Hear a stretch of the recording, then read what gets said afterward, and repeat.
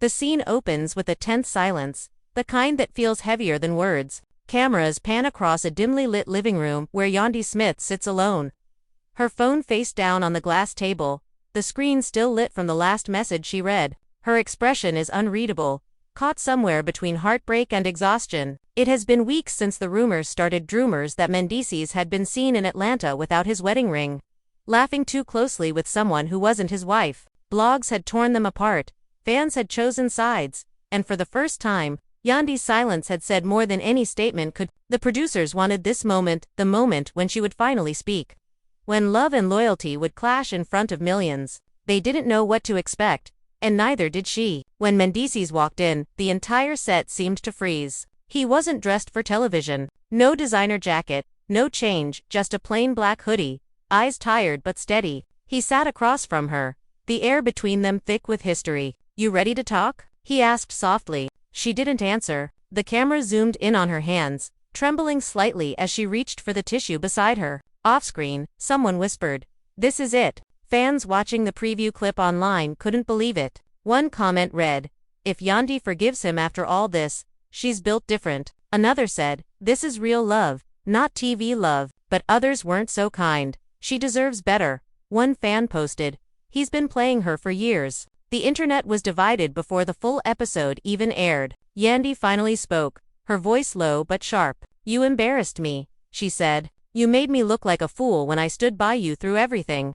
Do you even understand what that feels like?" Mendeecees leaned forward, his voice breaking slightly. "I messed up, but I never stopped loving you. Not for a second." The room went quiet again. Even the crew seemed afraid to move. Every sound, the hum of the camera, the faint buzz of lights felt amplified. Mendeecees continued, "I lost focus, not feelings. I thought I was protecting you by staying quiet, but silence just made it worse." Yandy's eyes glistened, but she kept her composure. "You don't get to decide when I hurt," she said. "You don't get to control the story anymore." A long pause followed, then an expected leash took his hand. "But you do get one last chance to prove me wrong." That moment, captured on camera, sent shockwaves through social media. Fans replayed it again and again, trying to decode every glance, every word, every breath between them. "This right here is grown love," one fan tweeted. "The way she still looks at him, that's forgiveness." Producers ended the segment with a close-up of their hands clasped together, framed by a single tear rolling down Yandy's cheek. The screen faded to black, and the preview tagline appeared, "Forgiveness changes everything." Within hours, the internet exploded. #RealLoveStillists trended across platforms. People debated whether Yandy's decision was strength or weakness. But one thing was certain, this wasn't just another love and hip-hop storyline. It was a moment that felt painfully human, a rare glimpse of vulnerability in a world built on confessionals and cameras. And as the lights dimmed on set, even the crew knew they had captured something that would echo far beyond reality TV.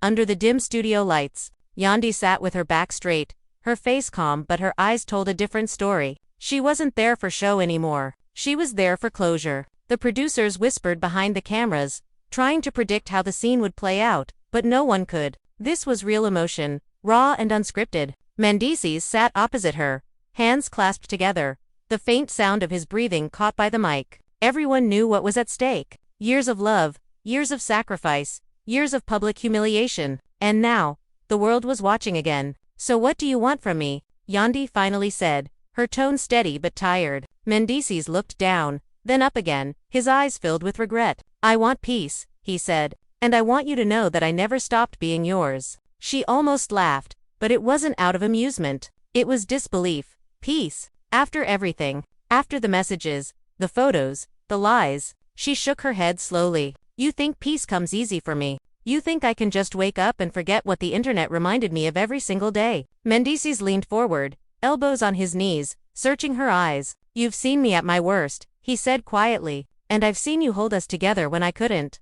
I didn't cheat. I didn't do what they said I did. I was at that event, but not with her. She was there, yeah, but I didn't touch her. I swear on my kids, Yandy." She looked away, biting her lip. Her silence was louder than any accusation. In the control room, the director whispered, "Keep rolling." No one dared to interrupt. This was television gold, but it also felt too personal to be filmed. The tension wrapped around the air like smoke. "You said that before," Yandy replied finally. "You've said a lot of things before, but every time I start to trust again, something happens. Another story.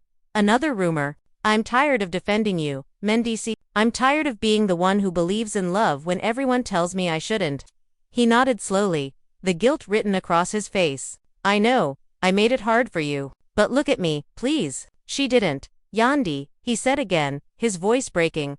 I can't fix the past, but I can start showing up now. For real this time. I've been a fool, but I can't lose you over noise. You know me better than anyone. Her eyes finally met his. Then why does it feel like I don't? She asked softly. The moment hung there painful, beautiful, unresolved. The cameras caught every flicker of emotion. A tear slid down her cheek, and Mendeecees reached for her hand instinctively, but she pulled back. Don't, she whispered. Not yet. Outside the set, fans were already reacting online. The network had released a 10-second teaser showing Yandy's tear in Mendeecees' trembling voice. Twitter erupted. They're still soulmates. One post read, "This is what forgiveness looks like." Another replied, "It's manipulation, not love. Wake up, Yandy." The comments were endless.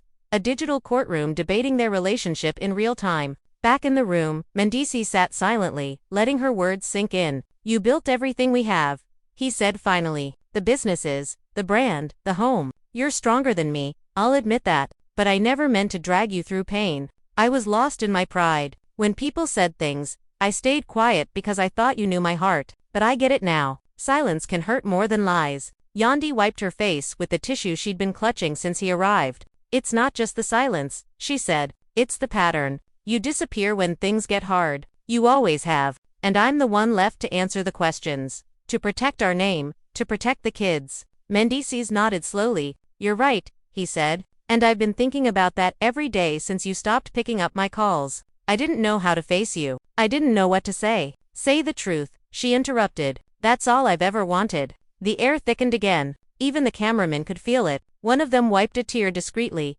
pretending to adjust the lens. Mendeecees took a deep breath. The truth is, he said, I've been selfish. I thought I could protect my image and my ego without realizing I was destroying the only thing real in my life. You? His voice cracked on the last word. And for the first time, Yandy didn't look angry, she looked heartbroken. Her phone buzzed on the table again, a text notification lighting up the screen. She glanced at it and sighed. You know what that is? She asked. Another blog update. Another headline about us. Yandy and Mendeecees' marriage on the rocks. Sources claim he's moved out. It never ends. Even when I try to stay quiet, they twist it. And the worst part is, they might not be wrong. He looked down, eyes glistening. Then let's change the story, he said. Not for them, for us. She studied him, unsure whether to believe him or to protect herself again. You always say that, she murmured. You talk about changing, about healing, about being better. But love isn't a press statement. It's not a camera moment. It's what happens after the cameras stop. For a long time, neither of them spoke. The only sound was the faint hum of the studio lights. Then Mendeecees whispered, "Then let's start after this. No cameras, no producers, just us." Yandy's lips parted slightly, but no words came. She wanted to believe him. She wanted to believe that this wasn't another scripted apology for ratings. You think love can survive all this? She asked quietly. The gossip, the hate, the distance. It already has, he said. You're still here. Her breath caught for a moment. She turned her face away so the camera wouldn't catch her tears. But it did. It caught everything, the vulnerability, the doubt, the flicker of hope she was trying to hide. In the control booth, one of the producers whispered, "We have gold." But the director shook his head. "No," he said, "we have something real." Mendeecees reached out again, slower this time. She didn't pull away. His hand brushed hers, hesitant, like he was asking for permission. "I'm not perfect," he said softly, "but I want to spend whatever's left of my life trying to be the man you believed I could be." Yandy's eyes lifted to meet his. "You better mean that," she said, "because this is your last chance." Outside, the world had already taken sides. But in that small studio, under the harsh lights and quiet pressure, forgiveness started to take shape, not as an announcement, but as a fragile truth between two people who had loved too long to let go completely. And as the crew packed up for the night, Yandy stayed seated, staring at the empty chair across from her. The cameras were off now, but her heart was still recording. The next morning, Atlanta woke up buzzing. Clips from the tense meeting between Yandy and Mendeecees had already gone viral overnight. Fan pages were flooded with comments, edits, and slow-motion replays of that final moment when she didn't pull her hand away. Did y'all see the way he looked at her? One comment read. Another said, this is real love, not the fake stuff. Others weren't as forgiving. He's only saying sorry because the cameras are on. One viewer wrote. The internet had turned their marriage into a public referendum, and everyone had an opinion. Inside her home, Yandy sat by the kitchen window, her phone vibrating endlessly. Emails, mentions, messages, all of them blurring into one long noise. Her assistant, Brianna, walked in holding 2 mugs of coffee. It's crazy out there, she said. TMZ called twice. They want a follow-up interview. Yandy sighed. They always want more, she said softly. Even when there's nothing left to give. She stared out the window, watching the sunlight crawl over the garden. The same place where her kids had played just hours before. I didn't do that for the show, she continued. I just needed to say what's been sitting in my chest for months. Brianna hesitated. So what now? You think he's really changed? Yandy didn't answer right away. I don't know, she said finally. I saw something in his eyes last night, fear, maybe. Regret, but I've seen that before. Change isn't about what people say when they're caught. It's about what they do when no one's watching. Across town, Mendeecees sat in his car outside his friend's studio, scrolling through his phone. The comments hit him hard, some supportive, others brutal. He leaned back against the seat, running his hands over his face. Man, I really messed up, he muttered. His phone rang. It was Scrappy. Yo, bro, Scrappy said, his voice half amused, half concerned. You trending again. Y'all broke the internet last night. Mendeecees gave a small laugh. Yeah, I saw. They think I'm acting. So don't act then, Scrappy replied. Show her. Take her out. Do something that ain't for the gram. Remind her you're real. She don't trust me, Mendeecees said. And she's got every reason not to. Scrappy paused. Then earn it. You got one of the strongest women out here. Bro, don't make her regret still loving you. The line went quiet after that, both of them lost in thought. Later that day, Yandy's phone buzzed again. A text from Mendeecees read. Can we talk? No cameras this time. She stared at it for a long moment before replying. 1 hour. Same cafe as before. She dressed simply jeans, a white blouse, hair tied back. When she arrived, he was already there, standing outside with his hands in his pockets. The awkwardness between them was palpable, but different from before. Softer, almost vulnerable. Thanks for coming, he said quietly. She nodded. You said no cameras. That's a start. They went inside and sat at a corner booth, the smell of roasted coffee filling the air. The waitress recognized them instantly but stayed professional, pretending not to notice the tension. For a while, neither of them spoke. Mendeecees broke the silence first. I've been thinking about everything you said, he began. How I disappear, how I stay quiet when I should speak up. You were right about all of it. Yandy stirred her coffee, eyes fixed on the cup. It's not about being right, she said. It's about being honest. We both failed somewhere. He nodded slowly. I took you for granted, he admitted. You held everything down, business, kids, reputation, while I was too busy defending my pride.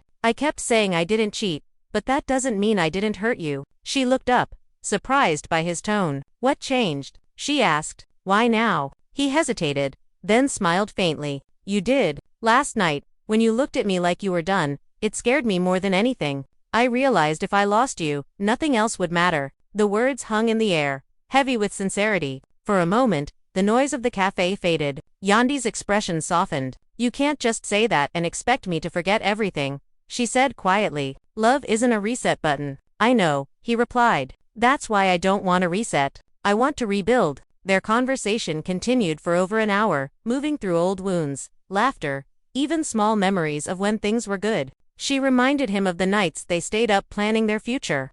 And he reminded her of the times she believed in him when no one else did. The more they talked, the more the distance between them began to shrink, not erased, but understood. As they walked out of the cafe, a few fans approached them for photos. One young woman said, You two are the reason I still believe in love. Yandy smiled politely but didn't answer. Later, as they walked to the parking lot, she turned to Mendeecees. See, people see us and think it's perfect. They don't know the work it takes to keep something alive. He nodded. Then let's give them the real version this time. No filters, no pretending. That night, back at home, Yandy sat on her bed, scrolling through her phone again. Mendeecees had posted a single photo, a black and white shot of their hands from the interview. Captioned, Some love is worth fighting for. The comments were endless. Fans poured out their emotions. I cried watching y'all last night, one said. If they can forgive each other, maybe we all can. But beneath the sea of hearts were darker messages to, don't fall for it again, Yandy. Once a liar, always a liar. She read them all quietly, then put the phone face down. She lay back against the pillows, staring at the ceiling. Forgiveness wasn't a word, it was a choice. One she wasn't sure she could make completely yet, but she could feel something shifting inside her, something lighter than the anger she had carried for so long. Maybe it was hope. Maybe it was exhaustion. Maybe both. Outside, the night was quiet. The city lights flickered through her window, and her phone buzzed again. A text from Mendeecees. Thank you for showing up today. I won't waste it this time. She smiled faintly, typing back, we'll see. As she set the phone aside, the cameras may have stopped, but the real story was still unfolding away from the lights, away from the noise. Just two people trying to rebuild something they once thought was unbreakable. 2 days later, the world was still talking about them. The episode replayed across timelines, reaction videos flooded YouTube, and every entertainment blog dissected their body language like it was a political debate. Even people who didn't usually watch the show suddenly had opinions about Yandy's decision to meet Mendeecees off-camera. But while the internet speculated, the couple was silent. There were no posts, no appearances, no statements. For once, they were just living, quietly, away from the lens that had followed them for nearly a decade. Yandy spent most of her time at the office, focusing on her nonprofit projects and ignoring the calls from producers who wanted a sequel to the emotional episode. She told them she needed space, and for once, they agreed. At the same time, Mendeecees was making small changes in his own way, turning down club bookings, skipping parties, spending evenings with the kids instead. It wasn't grand or public. It was steady, private, almost invisible to anyone who wasn't looking closely. And that was exactly how Yandy wanted it. Still, the shadow of the past lingered. One afternoon, she walked into her office and found her assistant holding an envelope. Someone dropped this off, Brianna said. No return name. Inside were printed screenshots of messages, old ones, blurry, out of context, but enough to stir doubt. Yandy stared at them for a long moment, her throat tightening. She didn't know whether to laugh or cry. It was like the universe refused to let her heal in peace. That night, she called Mendeecees, her voice cold but controlled. We need to talk, she said. He showed up at her door 30 minutes later. She handed him the envelope without a word. He flipped through the pages, his face tightening. Where did this come from? He asked. Someone dropped it off, she said. You tell me if it's true. He threw the papers down on the table. It's not, he said firmly. That's years old, Yandy. I already told you about this. They just want to start something again. She crossed her arms. Then why does it still hurt like it just happened? The air between them thickened again, the same way it had during the filming. But this time, there were no cameras, no crew, just people trying to rebuild something fragile. Because you never really healed, he said quietly. And I can't blame you for that. I gave people reasons to doubt me, but I'm not that man anymore. He walked closer, lowering his voice. If you need proof, look around. I'm here. Not out there, not online, here. Yandy turned away, her arms dropping to her sides. You don't get credit for showing up, she said. That's the bare minimum. He nodded, taking the blow without defense. I know, he said, but I'm willing to earn the rest. She looked at him then, studying his face for any trace of performance. For once, she saw none. The next day, a blog published the story of the mysterious envelope, complete with grainy photos of her walking into her office. They titled it Yandy and Mendeecees Drama Reignites Trust Shattered Again. She wanted to scream. Instead, she closed her laptop and called him. We're not feeding this, she said. No statements, no comments. He agreed. Let them talk, he said. We'll just live. That evening, he showed up at her doorstep again, holding takeout and a nervous smile. Thought maybe we could eat together, he said. She hesitated but stepped aside. Dinner was quiet, but comfortable. The kids ran through the house laughing, the sound cutting through the tension like light through fog. Remember when they were babies? He said. We used to argue about who'd change the diapers. She laughed softly. Yeah, and you always lost. For a while, they just talked. Not about the past, not about forgiveness, just life, work, family, small things. And for the first time in months, Yandy felt the quiet warmth that had drawn her to him in the first place. When he left, he turned at the door and said, Thank you for letting me back in, even if it's just for dinner. She didn't answer, but she smiled, and that was enough. The next morning, she opened her phone and saw that the photo he'd posted, their hands together, was still trending. But this time, the comments were different. Less cynical, more hopeful. They're growing, someone wrote. "This is what love after pain looks like." Another said, "I didn't believe in forgiveness until now." Yandy scrolled through the messages, then turned the phone off. She wasn't doing this for them. This wasn't about likes or views or validation. It was about rediscovering peace, one small step at a time. By the weekend, they met again on camera, no mics, no pressure, just a walk through Piedmont Park, kids running ahead while they followed behind. The air was cool, the city skyline glowing faintly in the distance. "You think people can really start over?" he asked. "Not erase everything, but actually start again." She thought for a moment. "I think people can choose to," she said, "but it only works if both are willing to keep choosing, every single day." He nodded, glancing at her. "Then I choose you," he said. She didn't respond right away, but her hand brushed his as they walked. Small gesture, big meaning. It wasn't a declaration, not yet. It was a beginning. As the sun dipped low and the kids' laughter echoed across the grass, something shifted again. The anger that had weighed her down began to lift. Maybe this was forgiveness, not dramatic, not loud, but quiet, patient, unfinished. She didn't know where they'd end up, but for the first time in a long time, she wasn't afraid to find out. 3 nights later, Yandy sat by her bedroom window, the city lights flickering across her face like distant memories. She hadn't slept properly in days. Every time she closed her eyes, she saw flashes of the last few years, the fights, the long nights alone, the interviews where she smiled while her heart broke quietly off camera. She had built her life on loyalty, but now she was realizing loyalty came with a cost. The house was silent except for the soft hum of the air conditioner and the faint sound of her kids breathing in the next room. She held her phone in her hand, scrolling aimlessly until a new message popped up from Mendeecees. "Thinking of you, not the cameras, just you." She stared at the message for a full minute before locking the phone again. Words were easy. Promises were easy. The hard part was trust, the kind that wasn't staged for television or typed into captions. She walked to the mirror and looked at herself. Same eyes, same face, but something in her expression had changed. She wasn't the same woman who cried silently when the world judged her. She had learned to survive, to rebuild herself every time someone tried to tear her down. Still, when she thought of him, her chest tightened. Meanwhile, across the city, Mendeecees sat in his studio, the soundboard in front of him quiet for once. He wasn't mixing music tonight. Instead, he was staring at a notepad filled with words he couldn't say out loud. How do you ask for forgiveness without sounding fake? How do you fix something that broke on television in front of millions? He picked up his phone and started recording a voice note, stopping halfway through, deleting, recording again. Finally, he spoke, his voice low. "I don't know if you'll ever believe me again, but I'm not trying to win fans anymore. I'm trying to win my family back." He sent it before he could change his mind. When Yandy listened to the message the next morning, she didn't reply, but she didn't delete it either. Instead, she played it again before heading out for her meeting. She had a full day, ad press calls, charity event planning, wardrobe fitting, but the voice note echoed in her mind. Later that evening, when she arrived at the event, the flashes of cameras and the noise of the crowd hit her all at once. She was used to attention, but tonight it felt heavier. People whispered as she passed, "That's Hertha, forgiveness queen." She smiled politely, even though she hated the nickname. Forgiveness wasn't a crown. It was a wound that kept reopening. Backstage, while getting her makeup retouched, her publicist leaned in. "Just so you know, Mendeecees is here." She froze.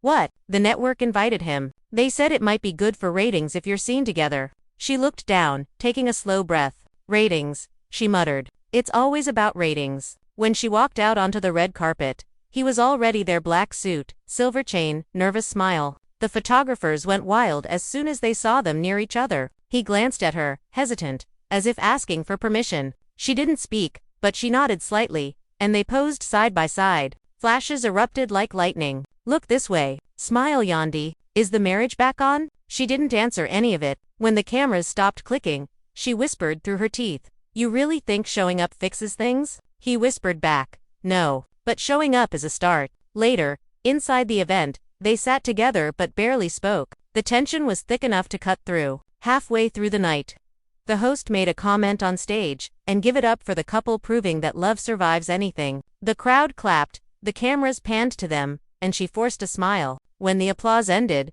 she leaned closer to him and said quietly, "You owe me more than photo ops." After the event, they left separately. She went home in silence, while he drove through Atlanta's empty streets, thinking about how many times he had promised to do better, He ended up at the small park near their old apartment, the one where he'd first proposed to her years ago. Sitting on the same bench, he whispered to himself, "You either fight for it, or you lose it forever." The next morning, she woke up to see a video clip trending.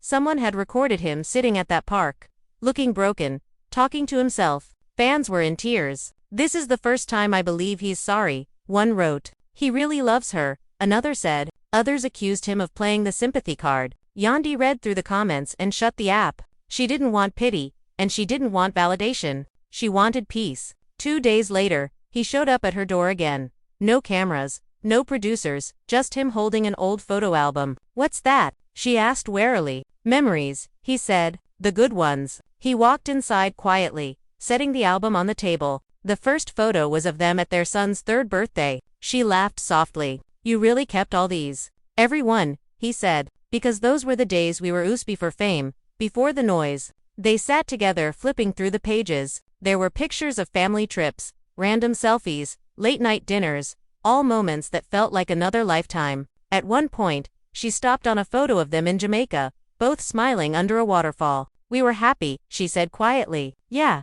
he replied, "and we still can be." She looked up at him, her eyes unreadable. "Maybe," she said, "but happiness isn't nostalgia, it's effort." He smiled sadly. "Then let me put in the effort." As the days passed, he started showing up more, not to win her, but to help. He took the kids to school, fixed things around the house, cooked dinner some nights. At first she thought it was temporary guilt, but slowly, she began to see consistency. He wasn't trying to impress her anymore. He was trying to be present, and that's what she had been asking for all along. One evening, after dinner, she found him in the living room helping their daughter with homework. It was a simple sight, but it hit her harder than any apology ever had. When their daughter ran upstairs, Yandy stood quietly in the doorway. "This is what I missed," she said. He looked up. "What? You?" she replied. "The version of you that's actually here." He stood, walking toward her. "Then maybe that's where we start again." The internet soon noticed their quiet reconnection. Fan pages posted screenshots of them attending family events together,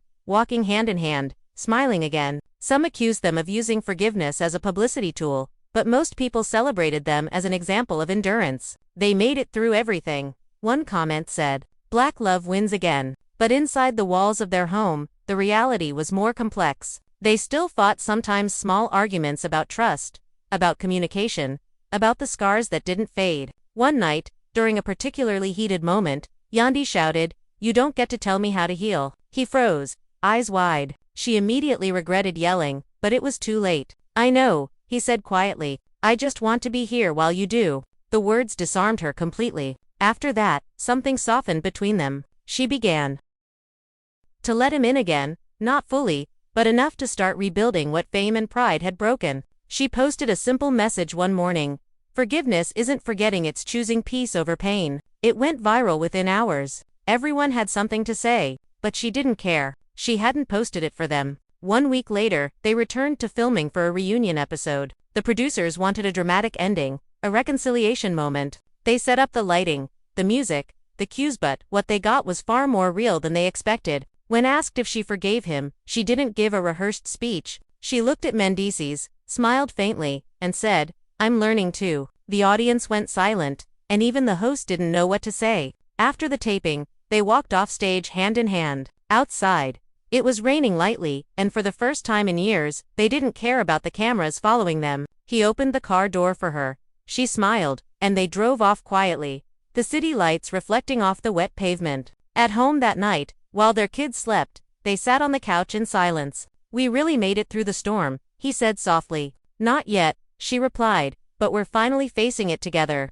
And for once, there were no cameras, no scripts, no hashtags, just two souls who had been broken, rebuilt, and were still learning what it meant to love each other after everything. The next morning began quietly, with sunlight slipping through the curtains and the faint sound of their youngest child laughing downstairs. Yandy woke up before everyone else, staring at the ceiling for a long time. It was strange, she thought, how peace could feel so heavy after chaos. She walked into the kitchen barefoot, where Mendeecees was already making breakfast. He turned around, spatula in hand, and smiled. "Good morning," he said softly, like he wasn't sure if he was allowed to say it. She nodded, rubbing her eyes. "You're up early." He shrugged, trying to do things right for once. They ate together in comfortable silence while the kids ran around the table, spilling juice and arguing over cereal. For a few minutes it felt normal, no headlines, no drama, just family. But normal wasn't something she trusted easily anymore. She watched him as he helped their son tie his shoes,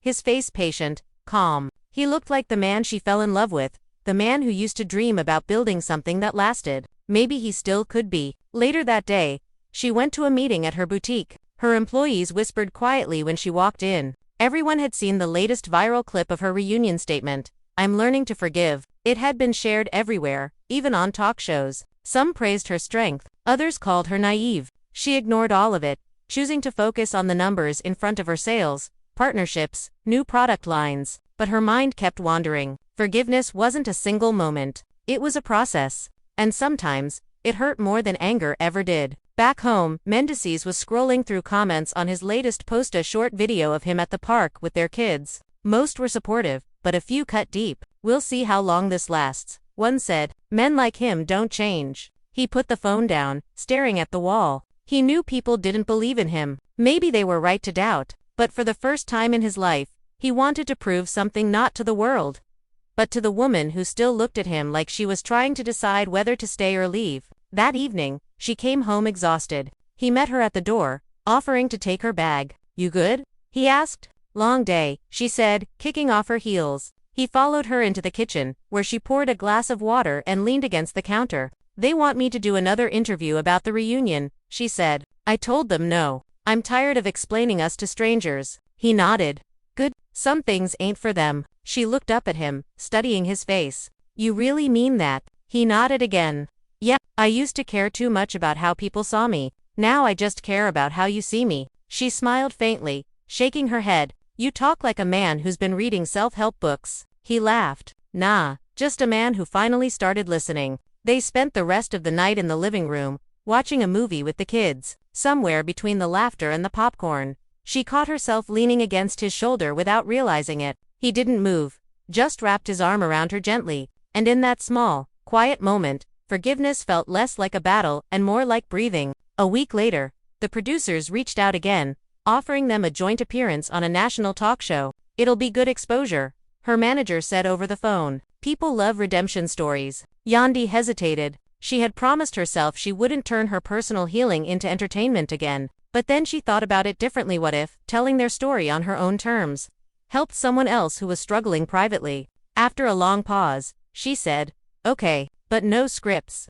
no fake drama, just truth." The day of the interview arrived. She wore a simple cream dress, minimal jewelry, nothing flashy. Mendeecees sat beside her, calm but visibly nervous. When the host asked about the past year, she took a deep breath. "We went through things that broke us," she said, "and not everything was public. What people saw was just a fraction. Forgiveness didn't come easy. It still doesn't. But I realized you can't heal while holding on to anger." The audience listened in silence. He added softly, "I learned that being a man isn't about being right, it's about taking responsibility, and I didn't do that for a long time." After the show aired, social media exploded again, but this time the tone was different. People weren't mocking them, they were inspired. Clips of their interviews spread with captions like "Black love isn't perfect, but it's powerful and they made it through the storm." Brands reached out with collaboration offers, podcasts requested appearances, and magazines wanted features. But Yandy refused most of it. "This isn't a trend," she told her assistant. "This is our life." As weeks passed, things began to settle. The cameras faded, the gossip quieted, and real life returned. They went on small family trips, cooked dinner together, even argued about normal things again. It wasn't fairy tale peace, but it was real. One evening, they sat outside on the porch, watching the kids chase fireflies. The summer air was thick and warm. "You ever think about what people would say if we never made it back?" he asked.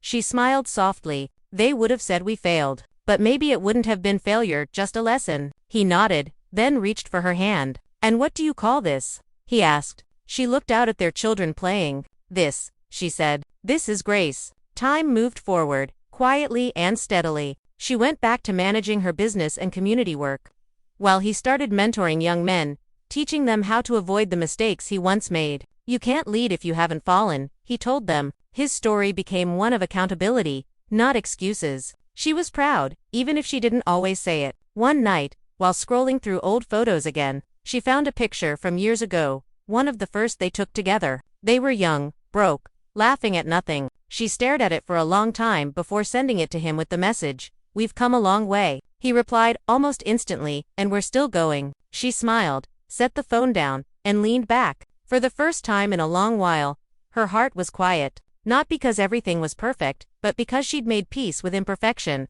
Forgiveness hadn't fixed them, it had simply made space for them to start over. And as the night deepened, she thought of the words she'd said on camera weeks earlier, "I'm learning to forgive." Now, she realized, she already had. Weeks turned into months, and the noise of the internet slowly faded behind them. What was once a public spectacle had become private healing. Yandy and Mendeecees no longer needed to prove anything, not to the cameras, not to the fans, not even to each other. They were learning to exist in the quiet. The house no longer felt divided, and dinners didn't feel like performances anymore. They were just a family again, living moment to moment. But peace never stayed simple for long. One morning, as Yandy scrolled through her emails, she found a message from a producer she hadn't spoken to in almost a year. The subject line read, "Exclusive opportunity documentary pitch." She opened it reluctantly. "The network wants to do a follow-up special about your journey, your growth, your forgiveness, the way you rebuilt your marriage. We want to show the real side this time. Full creative control. Your terms." She stared at the screen, conflicted. Part of her was tempted. If she could tell the story in her own way, maybe it could help other women. But another part of her feared reopening old wounds. When she mentioned it to Mendeecees that evening, he listened quietly, then said, "Do you really want to go back there?" She hesitated. "I don't know. Maybe it's not about us anymore. Maybe it's about showing people that healing doesn't look perfect." He rubbed his chin, thinking, as long as it's honest, no edits, no fake tears. They agreed to meet with the producers that weekend. The meeting took place in a small office downtown, away from the usual chaos of TV studios. The producer, an older woman named Teresa, spoke with a calm sincerity that disarmed them both. "We don't want drama," she said. "We want reality. The kind that makes people feel something." Yandy nodded. "As long as it's real, I'm open." A month later, filming began. But this time, there were no staged arguments or fake reconciliations. The cameras followed them through their actual lives, mornings at home, community events, kids' school days, late-night conversations about life and faith. Yandy was nervous at first, afraid the presence of cameras would destroy the fragile peace they'd built. But surprisingly, it didn't. Instead, it captured the small things that truly mattered, the laughter, the patience, the effort. In one scene, filmed late at night, she sat in her living room while Mendeecees played with their son in the background. The interviewer asked softly, "When did you know you'd forgiven him?" She paused, looking down at her hands. "There wasn't one moment," she said. "Forgiveness isn't like flipping a switch. It's waking up one day and realizing the anger doesn't control you anymore. It's realizing you can look at the person who hurt you and not want them to disappear." The clip went viral before the documentary even aired. Fans flooded her social media with messages. "I cried watching this. You're stronger than you think. This gave me hope." She read every single one, humbled and overwhelmed. The documentary premiered a few weeks later and became one of the most watched specials in the network's history. It wasn't sensational, it was raw, human, honest. People saw her not as a character, but as a woman who had chosen growth over bitterness. After the premiere, she received an invitation to speak at a women's empowerment conference. She hesitated. Again, she had never seen herself as a motivational figure. But Mendeecees encouraged her. "You got something to say," he told her, "and people need to hear it." So she went. On stage, under the bright lights, she spoke to a packed audience about love, mistakes, and starting over. "People think forgiveness is weakness," she said, "but it takes more strength to rebuild than it does to walk away." The crowd erupted in applause. When she returned home that night, she found Mendeecees waiting up for her. "How was it?" he asked. "Beautiful," she said, smiling. "Scary, but beautiful." He grinned. "See, told you." She laughed softly. "You're enjoying this supportive husband era, huh?" "I'm just making up for lost time," he said, pulling her close. Their relationship wasn't perfect. It still had cracks, scars that might never fully fade. But there was something sacred in the imperfection. They had survived what most couples couldn't, and now, their love wasn't about proving anything. It was about choosing each other again and again, quietly, without announcement. Months later, one evening after dinner, Yandy sat outside on the back porch, watching the sunset. Her kids were inside, their laughter spilling out through the windows. Mendeecees joined her, handing her a cup of tea. "Remember when we used to dream about this?" he said. "Just peace and family." She nodded. "Yeah, we wanted everything money could buy, and now all we want is quiet." He looked at her for a long moment, then said, "You know, I still think about the day you almost left. I deserved it, but I thank God you didn't." She turned to him, eyes soft. "I almost did," she said honestly, "but something told me to wait. I didn't know if it was love or hope or habit, but I waited." He took her hand. "Whatever it was, it saved me." The wind rustled through the trees as the sky turned shades of orange and purple. She leaned her head on his shoulder. "You ever think we'll stop being a headline?" she asked. He chuckled. "Not. They'll talk no matter what, but it doesn't matter anymore." She smiled. "Yeah, I guess it doesn't." Later that night, when everyone was asleep, she opened her journal and began to write. Love isn't about never breaking, it's about deciding that some things are worth putting back together. She closed the notebook, placed it on her nightstand, and turned off the light. For the first time in years, she slept soundly. The next test arrived when no one expected it. A late-night podcast host nobody had heard of before dropped a bombshell episode titled The Truth, about Mendeecees and the DMs.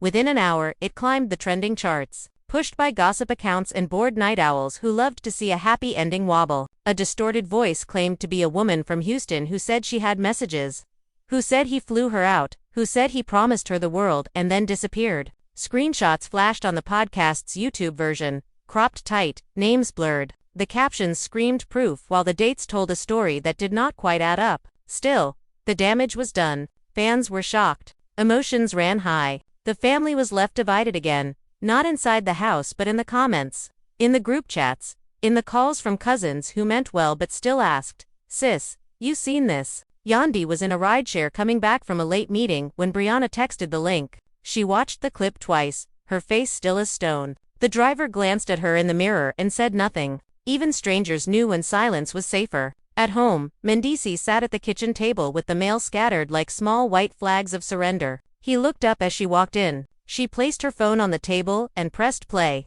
The distorted voice filled the room, hollow and theatrical. When it ended, the house felt colder. "Is it you?" she asked softly, not accusing, not comforting, just honest. "No," he said, steady, "and I can prove it." He reached for his phone and pulled up flight records, bank statements, old emails.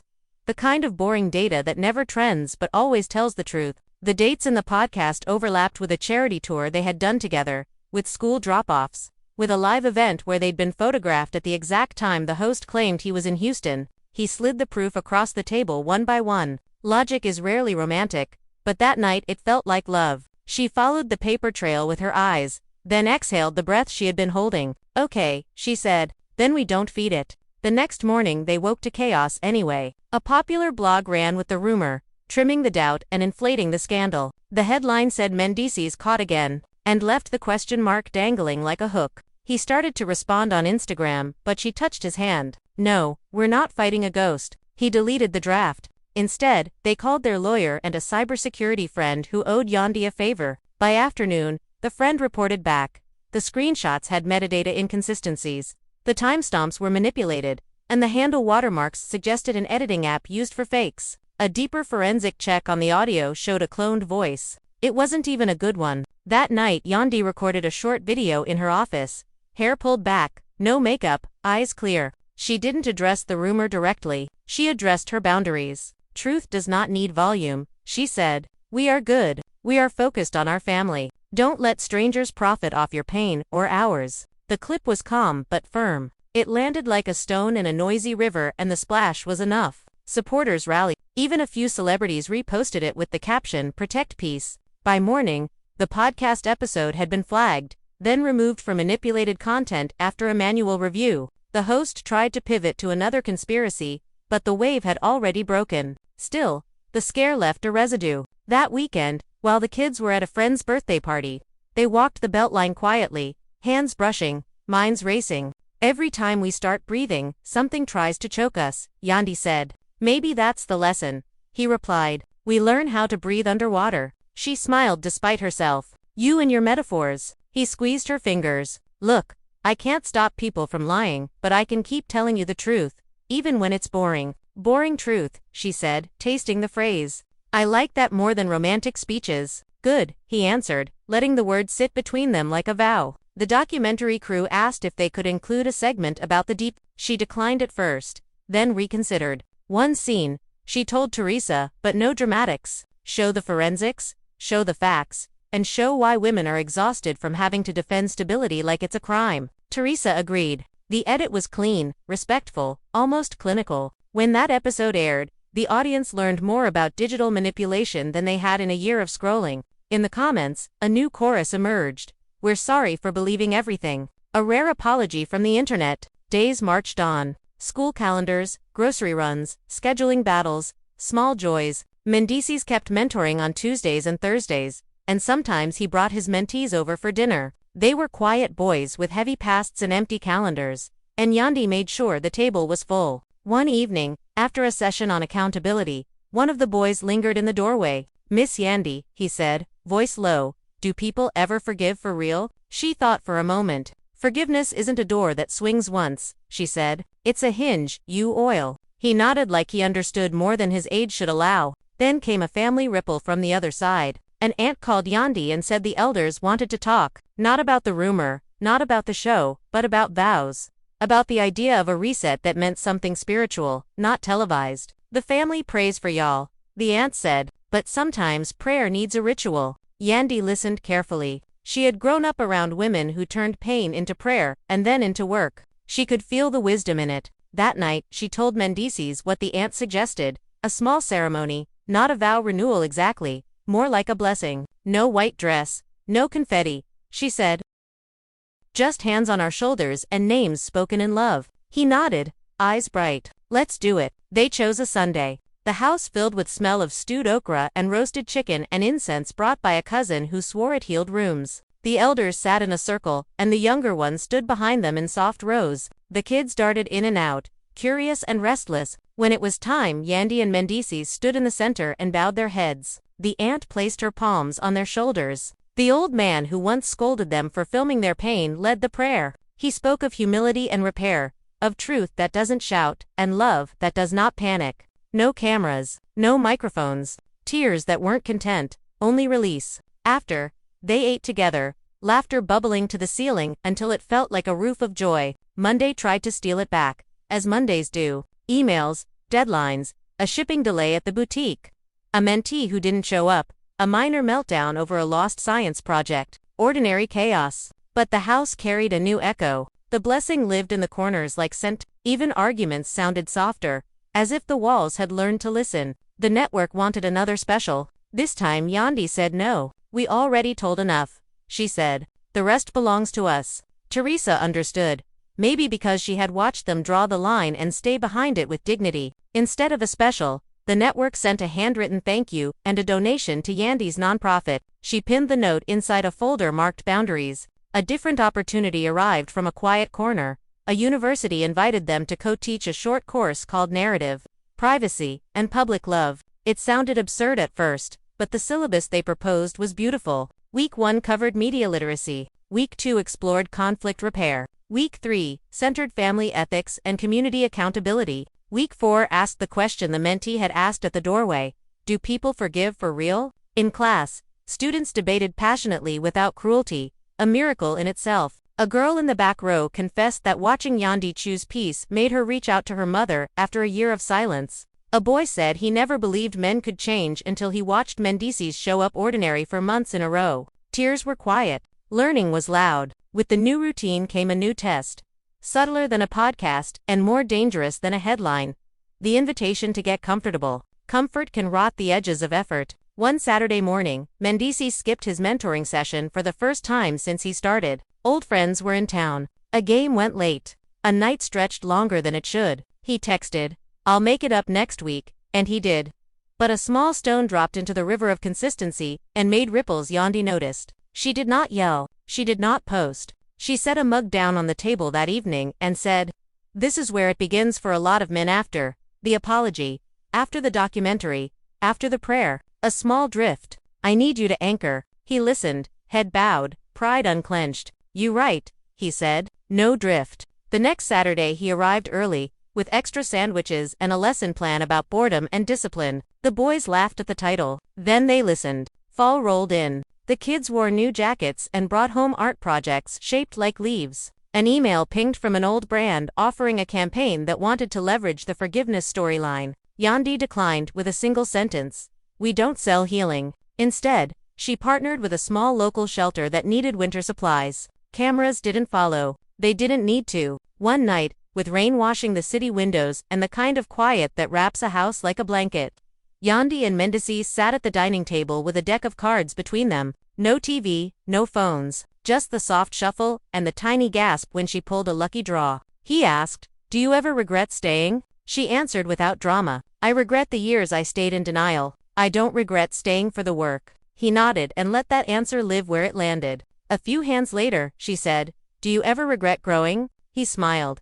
"Every day it's hard. Never once it's done." They took a weekend trip with no itinerary, just a tank of gas and a playlist from their early years. In a roadside diner, an elderly waitress looked at them like she knew something private. "Y'all look like y'all chose each other after, not before," she said, sliding plates across the counter. Yandy laughed. "Is it that obvious?" The waitress winked. "Only to people who have done it." By winter, the internet had moved on to other stories. As it should, the absence of scrutiny felt like air you didn't realize you were missing until you breathe it. They threw a small holiday party where everyone had to bring one truth and one joy. Truths were tender. Joys were loud. Someone spilled juice and no one cared. Later, when the house was quiet again, they stood in the doorway surveying the mess with the lazy satisfaction of people who had earned the right to a normal cleanup. "We're okay," he said. "We're more than okay," she answered. "We're ordinary." They both laughed like that was the highest compliment. In January, a letter arrived from the podcast host's former editor. It was an apology and a confession.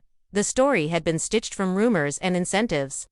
The pressure to grow subscribers, the lure of making a name. Included was a notarized statement. Yandy read it once, then folded it and placed it in the folder with the network's "Thank You" and the Blessing program from their Sunday. Documents of a season, artifacts of a war survived. Spring brought a different kind of headline they couldn't control.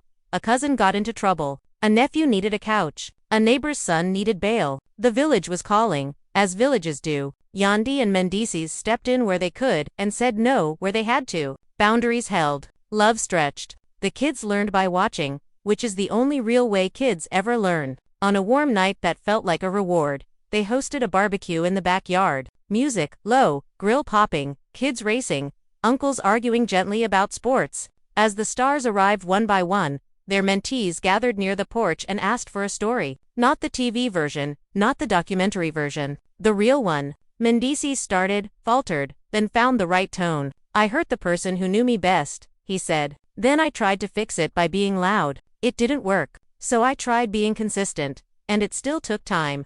The trick wasn't the grand gesture. It was the quiet chore, the on-time arrival, the boring truth." He pointed to the recycling bin, the patched fence, the calendar pinned inside the pantry. "This is where love lives most days." The boys nodded like they were hearing a secret and a cliché at once. Both were true. Later, when the last guest left and the night smoothed down around them, Yandy leaned against the porch rail and watched the sky. "Do you feel it?" she asked. "What?" "The shift from survival to stewardship. We're not just protecting our love anymore. We're responsible for how it teaches." He stepped beside her. "Then let's teach by living," he said. "No syllabus, just days." The phone on the kitchen counter buzzed and buzzed, ignored for once. Somewhere online, someone argued about a storyline from a show. Somewhere else, a new rumor about another couple started to grow. The world kept spinning the way it always does. Inside the house, dishes soaked, a candle burned low, a child turned over in sleep and sighed. Yandy reached for Mendeecees' hand, and he didn't flinch, didn't perform, didn't pose. He just held it, the way a person holds a railing on a moving train. Steady, unglamorous, necessary, in the dark. With nothing left to prove, they whispered the small promises that keep big ones alive. "I'll be on time. I'll tell the truth. I'll apologize fast. I'll choose us when it's fun and when it's not. I'll oil the hinge, and if the door sticks, I'll stay and work it open." When morning came, it came like it always does, without audience or applause. Coffee steamed, backpacks zipped, the calendar on the fridge claimed another square. And somewhere between the beep of the microwave and the thud of sneakers by the door, Yandy realized the headline had finally matched the life. Not because the world believed it, but because she did. Real love still exists, she thought, but not the kind that makes you famous. The kind that makes you quiet. The kind that keeps showing up. The kind that survives the rumor, and the apology, and the drift, and the ordinary. And somehow grows softer and stronger at once. And then she smiled at the mundane miracle in front of her, poured juice into 2 small cups, and called the kids to the table. Seasons turned again. The slow kind that happens when no one is counting. The city's pulse had changed. Fame had thinned, calm had thickened. Yandy's days were steady males meetings, the sound of her kids growing louder and older. Her house smelled of candles and paper and home. She didn't wake up searching for headlines anymore, didn't flinch at her notifications. The world still watched sometimes, but she had stopped performing for it. Mendeecees had changed, his laugh came easier, his temper didn't. The work he did with the boys in his mentorship program had expanded. They now held sessions twice a week in a rented church hall. One evening he brought Yandy there, just to show her how far the project had come. On the wall hung a banner the boys had made. Truth lives louder. She ran her fingers over the painted letters and smiled. You taught them that? She asked. Nah, he said quietly. They taught me. Their love had stopped trying to prove itself and started to mature quietly, like wood under varnish. There were still disagreements about money, about time, about the balance between work and family, but those arguments ended differently now. No slamming doors, no cold silences, just pauses, space to breathe, then the steady return. They had learned that forgiveness wasn't something you earned once. It had to be maintained, like oxygen. One spring morning, she woke to an email from a major network offering her a hosting spot for a relationship talk show. The offer was bigger than anything she'd received before. It would mean travel, press tours, long days under bright lights again. She read the email twice, excitement mixing with hesitation. When she told Mendeecees, he grinned. That's huge, he said. So why you look scared? She laughed. Because I remember what happened the last time we let cameras in. He nodded slowly. Then you control the lens this time. After weeks of discussion, she signed the contract, but only after they agreed to one condition: full creative control. She wanted the show to be about truth, not spectacle, not gossip, not betrayal disguised as entertainment. Real conversations about how people hurt and heal. When the first episode aired, it wasn't flashy. It was intimate to guests sitting across from her, talking about trust, silence, second chances. The audience loved it. Ratings climbed. But more than that, letters poured in. You made me call my husband, one woman wrote. You made me forgive myself, another said. At home, Mendeecees watched every episode from the couch, proud but quiet. He didn't need to be part of it. This was her turn to lead. One night, after an especially emotional episode about broken families, she came home drained. He met her at the door with tea and a blanket. You carrying other people's pain now? He said. Don't forget to put some down. She smiled. You sound like the host. But peace, once again, wasn't permanent. Halfway through the season, tabloids began twisting her show's message, pairing it with old photos, inventing tension where none existed. One article even claimed she and Mendeecees were quietly separating to boost publicity. She read it on her phone while waiting in line at a grocery store. An old woman behind her recognized her face from the show and whispered, "Don't let them steal your joy." Yandy smiled faintly. They can't if I don't hand it over. At home, she tossed the phone aside. You saw the article? He asked. I saw it, she said. It's noise. He nodded. Then we stay quiet. And they did. The silence starved the rumor until it died. Summer came. Their youngest graduated elementary school. Their eldest made honor roll. Family photos filled the walls. The kids sometimes joked about their parents being famous for arguing and forgiving, and both laughed. One evening, after the ceremony, Yandy stood outside watching the kids play tag. Mendeecees came up behind her, slipping an arm around her waist. Remember when we thought being on TV was success? He said. This feels better. She leaned into him. It's real. Time passed gently. Her show continued, but she never let it consume their home. He continued his mentorship work, teaching boys how to stay accountable, how to build quietly instead of loudly. The house became a rhythm of work and rest, forgiveness and laughter, sound and stillness. Years later, the same network that had once fed off their chaos invited them for a 10-year retrospective. They declined politely. Instead, they released a short statement. We've said everything that needed to be said. Now we're just living. The public applauded the grace in it. And then, finally, they were left alone. On their anniversary, they didn't travel anywhere fancy. They stayed home, cooked together, and played old music. At one point, she looked across the table and whispered, "You remember that night in the studio, when I said don't touch me?" He nodded slowly. "Yeah, I think about it a lot." She reached for his hand. "You can now." He smiled. Finally, outside, the city lights blinked softly, indifferent and beautiful. Inside, the house was quiet except for the hum of life dishes drying, laughter upstairs, love still unfolding. Forgiveness had stopped being a story to tell. It had become the way they lived. Years slipped into a rhythm so steady that sometimes they forgot how unusual it was to live without cameras. The fame that once wrapped around their lives like a spotlight had softened into a dim, harmless glow. People still recognized them sometimes in airports, restaurants, charity galas, but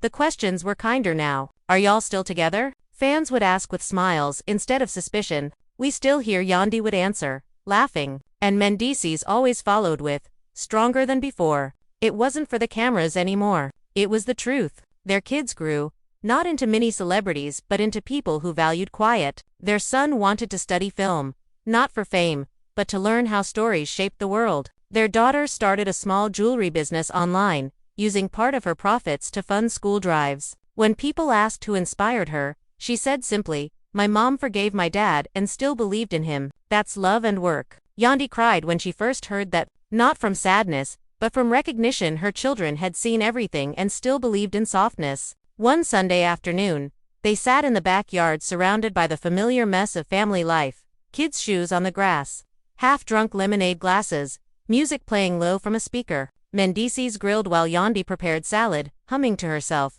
It was an ordinary day, the kind they used to dream about when life was chaos. She looked over and saw him watching her. "What?" she asked, smiling. "Nothing," he said. "Just remembering when we couldn't even stand in the same room without arguing." "And now," she said, raising an eyebrow. "Now I'm scared to blink, in case peace disappears." She shook her head, laughing softly. "It won't. We earned this." Later that night, after the house quieted, she went into her office to write. She had started a habit of journaling against small reflections, not for publication, not for any audience. She wrote about the years that tested them, the nights she thought about walking away, the mornings that reminded her to stay. She wrote about forgiveness as a practice, not a one-time act. "Healing is not a finale," she wrote, "it's maintenance." The words comforted her. Mendeecees sometimes read her journals with her permission. One night, after reading that line, he said, "You ever realize we became what we needed back then?" She looked at him, puzzled. "What do you mean?" "We needed consistency. We needed peace. Now we are that for each other. For the kids. For the people watching even when we don't know they're watching." She smiled softly. "Yeah." "We turned pain into pattern." Their 10th anniversary came quietly, with no grand parties or photo spreads. Instead, they invited close friends and family for dinner. No cameras, no producers, just laughter and old music. Halfway through the evening, their eldest stood to make a toast. "To my parents," he said, "who showed me that love isn't about perfection, it's about staying." The room clapped, and Yandy felt tears spilled before she could stop them. She turned to Mendeecees and whispered, "We really made it." He squeezed her hand. "No, we're making it." Every day, months later, a small magazine wrote a feature about love that lasts. They didn't pose for photos, but they agreed to a short interview. The writer, young and eager, asked them, "What does real love mean now?" Yandy thought for a moment, then answered, "Real love is boring sometimes. It's not fireworks every day. It's coffee. It's checking in. It's small apologies that keep you from needing big ones." Mendeecees nodded. "It's the way she still waits up when I'm late, even though she pretends she's mad." They both laughed, and the writer smiled like she had witnessed something rare. When the article came out, it wasn't sensational, it was tender. Readers responded with letters that filled their mailbox for weeks, handwritten, personal, emotional. One came from a woman who wrote, "I watched you both fall apart years ago. Seeing you whole again helped me believe I could be too." Yandy kept that letter pinned to her office board, not because she needed validation, but because it reminded her that her story mattered. Not as fame, but as evidence of endurance. As years passed, their children grew older, and their careers expanded in quiet ways. Yandy turned her talk show into a production company focused on women's stories, no gossip, just truth. Mendeecees built community centers, one in Atlanta, another in Newark, creating spaces where young people could learn without fear. Every opening ceremony began the same way. A short speech, then a line from him, "Consistency is louder than apology." When their youngest left for college, the house felt too big. They didn't talk about it much, but both felt the emptiness. One night, while watching old videos on the couch, Yandy said, "It's strange, isn't it? We spent years trying to fix ourselves for them, and now they're gone." "That's the point," he said softly. "We fixed ourselves so they could leave safe." She rested her head on his shoulder. "I miss the noise." He smiled. "Then let's make new noise." They began traveling, nothing fancy, just road trips, small towns, local food. Everywhere they went, people recognized them less. It was a relief. They walked through markets, held hands, argued about directions, laughed over cheap meals. They weren't Yandy and Mendeecees from TV anymore. They were just two people who had fought hard to stay ordinary. One night, on a quiet beach in North Carolina, they sat watching the waves. The air smelled of salt and rain. She looked at him and said, "Remember when forgiveness was our hardest word? Now it's our favorite," he said. "We overused it so much, it became muscle memory." She smiled. "That's how survival works." He looked out at the water, deep in thought. "You ever think we got lucky?" "No," she said. "Luck fades. This was work." He nodded slowly. "Yeah, the kind that never stops." As the tide rolled in, she reached for his hand. Their fingers intertwined easily, without hesitation. Like the years between fights and forgiveness had taught their hands how to rest. They didn't need grand endings anymore. Peace wasn't a headline. It was this, sitting side by side, listening to the ocean, knowing the world would forget their story, but they would never forget each other's effort. And when the first light of morning broke across the water, Yandy whispered the words that had carried them through everything. "Real love still exists." He smiled, eyes on the horizon. "And it still looks like us." Years later, their house stood quiet on a tree-lined street where the noise of the city softened into something almost tender. The porch creaked the same way it had when the kids were small. The family photos that once crowded the hallway had faded slightly at the edges. The laughter frozen inside them hadn't aged a day. On Sunday mornings, Yandy brewed coffee while Mendeecees read the paper out loud, pausing to comment on small things: local politics, basketball scores, the neighbor's new dog. It was the kind of domestic calm they used to think belonged to other people. Sometimes, letters still arrived from strangers. Not emails, but envelopes written in pen. One woman wrote from Detroit, another from South Africa. They told her how watching her forgive had changed their homes, how her talk show helped them talk to their children differently. Yandy kept the letters in a wooden box under her desk, never quite ready to throw them away. When she opened it, she could see the line between entertainment and purpose blur into grace. Mendeecees still ran his youth programs. The same boys who once sat in his church hall now came back as men to volunteer. They brought their girlfriends, their babies, their gratitude. He never made speeches. He just nodded, the quiet pride of a man who had learned that redemption doesn't need applause. He would come home smelling faintly of gym dust and fried food from the vending machine, tired but content. Yandy would tease him, "You feed them fries," and call it mentorship. And he'd laugh. "Hey, they listen better when they eating." In late autumn, a local university awarded Yandy an honorary degree for her work in media ethics and women's empowerment. The ceremony was small, the applause genuine. When she gave her speech, she didn't talk about fame or forgiveness. She talked about learning to stay human in public. The hardest part, she told the students, is not surviving the noise. It's remembering who you are when the noise stops. When she returned home that evening, she found a note taped to the kitchen counter. It was from Mendeecees. "You did it? And you did it without losing yourself." Winter came. Holidays brought the children home again, grown now, confident, their laughter still echoing through the rooms. They filled the kitchen, arguing over recipes, playing old music. One night, after everyone had gone to bed, Yandy stood at the sink, washing dishes, watching her reflection in the dark window. Mendeecees came up behind her and rested his chin on her shoulder. "They turned out good," he said softly. She nodded. "They watched us fight for better. That's what raised them." He kissed her cheek, the kind of kiss that didn't ask for anything in return. Sometime in the new year, the network reached out again, not for a series, but for an archive project. They wanted permission to remaster old episodes, to add commentary from the people who had once lived under those lights. Yandy and Mendeecees sat together on the couch, watching the samples the network sent. The footage looked so different now. The younger versions of themselves seemed raw, desperate, still learning. She watched her own face in one scene, caught mid-argument, and whispered, "We didn't know what love really meant back then." He nodded. "We thought it was a camera angle." She turned off the screen. "Let's not relive it," she said gently. "Let's let it rest." They decided instead to record a small private message for the archive, a simple video they made in their living room. No makeup, no script. Mendeecees spoke first. "We used to think forgiveness was a moment," he said, "but it's a lifetime. It's every day you wake up and decide not to run." Yandy added, "We're proof that you can build something new out of what broke you. Not because it's easy, but because it's possible." They sent the clip and never looked back. As the years went on, their story became part of quiet conversations instead of headlines. Younger couples asked for advice. Journalists wrote retrospectives about the couple who outlasted the franchise. But Yandy never liked that phrasing.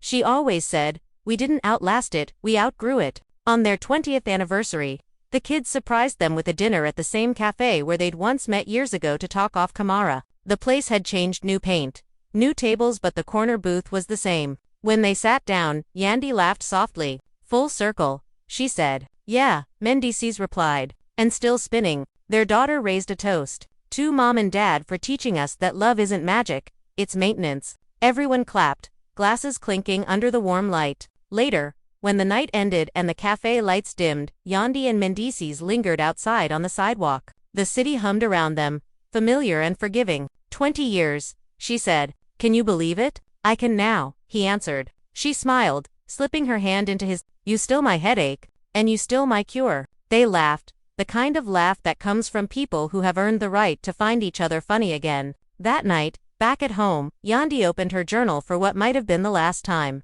She wrote slowly, letting the ink dry before turning the page. "We used to think our story was about pain. It was really about practice. Forgiveness, faith, patience, effort. The work never ends, but neither does the reward." She closed the book, placed it on the shelf beside the photo album that started it all, and turned off the lamp. In the quiet, Mendeecees reached over and took her hand. They didn't speak. They didn't need to. Outside, the wind pressed softly against the windows, and the house breathed with them, steady, alive, unbroken. Real love still existed, and it had learned to rest. Spring returned with its slow promise of renewal, the air thick with rain and the smell of earth. The magnolia tree in their yard, the one they had planted when their youngest was born, had grown tall now, its branches wide enough to cast shade over half the lawn. Yandy stood on the porch one morning, coffee in hand, watching petals drift onto the grass like quiet confetti. She felt time differently these days, not as something rushing past, but as something she was gently walking through.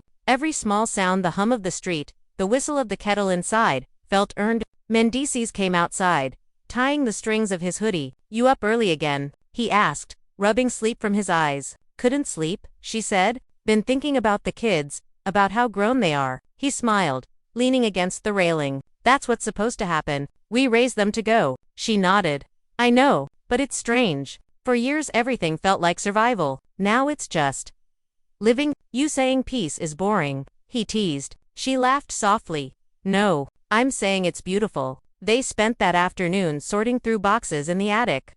The kind filled with papers and photos too old to organize but too precious to throw away. Inside one box they found old letters from when he was in prison, creases worn, ink faded but legible. Yandy read one quietly. "I'll be better when I get out," he had written. "I'll show you I can be the man you prayed for." She looked at him over the paper. "You did," she said. "It took years, but you did." He smiled faintly. "Took both of us." They sat on the floor going through more memories, event invitations, newspaper clippings, the old chain he used to wear everywhere. "Remember when this was your personality?" she said, holding it up. He laughed. "Yeah, I thought jewelry meant confidence. Now it's groceries and rent," she said. "The real flex." They laughed until the attic felt lighter. By evening, the boxes were half empty, and the floor was covered in little piles of their past. He picked up an old photo, one from before fame, before the cameras. They were young, holding hands on a cracked sidewalk in Harlem. "We didn't even know what we were walking toward," he said.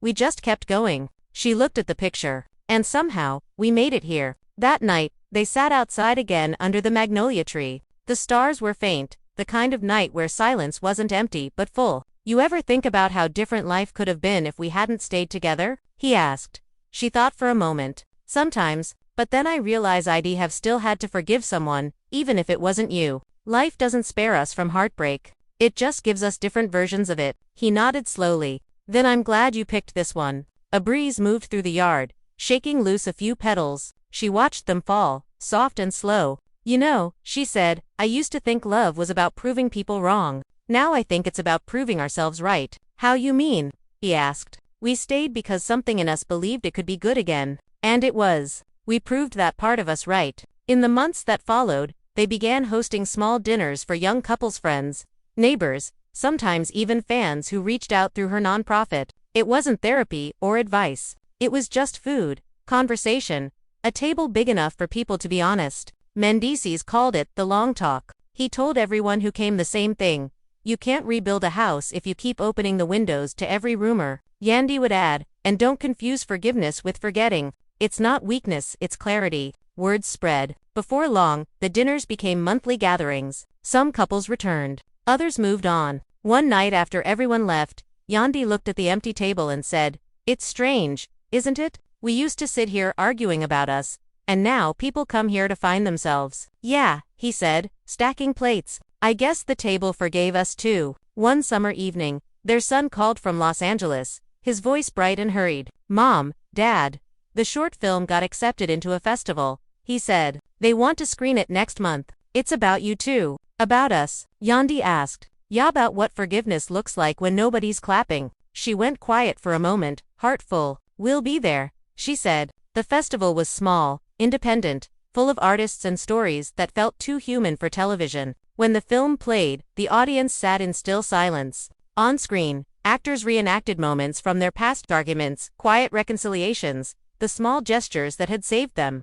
It wasn't dramatic, it was honest. When the credits rolled, people stood to applaud. Yandy looked at Mendeecees, tears shining in her eyes. We lived through all that, she whispered, and it became art. You always were the story, he said. Afterward, a young couple approached them. The woman was crying. Your story saved ours, she said. We were done. Then we watched your documentary, and now, we're trying again. Yandy hugged her. Trying is everything, she said. As they flew home the next morning, Yandy looked out the airplane window at the clouds. Do you think this was our purpose? She asked quietly. To teach forgiveness. Mendeecees smiled. No, he said. To learn it loud enough that someone else could hear. Years kept passing.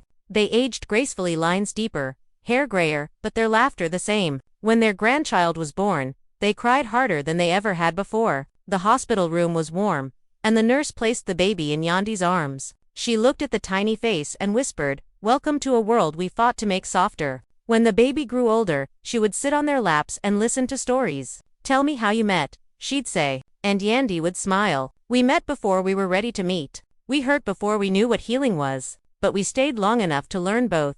On their 25th anniversary, their children and grandchildren surprised them with a small ceremony under the magnolia tree. Family, friends, neighbors all gathered in the yard. There were candles, food, and a quiet peace that wrapped around everyone like a hymn. When Yandy and Mendeecees renewed their vows, it wasn't with big speeches. She simply said, Thank you for never giving up when it would have been easier. He replied, Thank you for showing me how to come home. As the night ended and guests drifted away, they stayed outside under the branches, heavy with flowers. Remember what we said the first time? She asked. I said I wanted peace, he replied. And you said you wanted truth. We got both, she said. Finally, he took her hand, and they sat in silence for a while. Fireflies blinked in the grass, and somewhere in the distance, a train horn echoed like a memory. She closed her eyes, leaning into his shoulder. We made it, didn't we? Yeah, he whispered. And this time, the cameras didn't need to see it. The wind picked up, carrying the scent of magnolia through the air. Somewhere inside the house,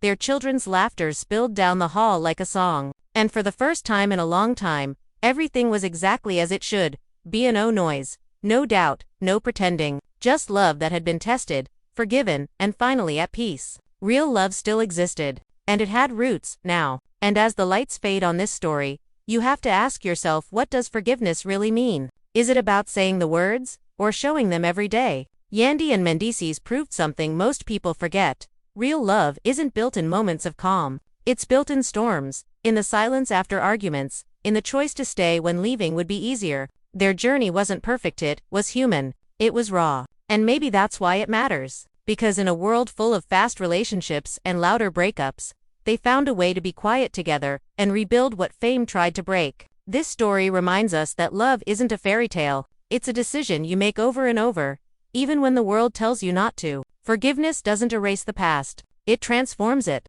It turns mistakes into lessons and pain into proof that something worth saving existed in the first place. And that's what we all want, isn't it? To know that after everything, after the rumors, the distance, the hurt, someone will still reach across the table, take our hand, and say, "We're not done yet." So as you sit there watching, maybe you see a little of yourself in them. Maybe you've been Yandy holding it all together while the world watched you fall apart. Or maybe you've been Mendeecees trying to make things right after realizing too late what really mattered. Whichever side you've been on, remember, redemption isn't just for television. It's for anyone brave enough to admit they still care. What Yandy and Mendeecees built wasn't just a marriage, it was a mirror. A reminder that love doesn't disappear when things get messy. It just waits for two people willing to clean it up together. Because forgiveness, real forgiveness, doesn't happen in a single scene, it happens in the quiet years that follow. When no one's watching, when no one's clapping, when it's just you and the person you decided to fight for. And if their story touched you,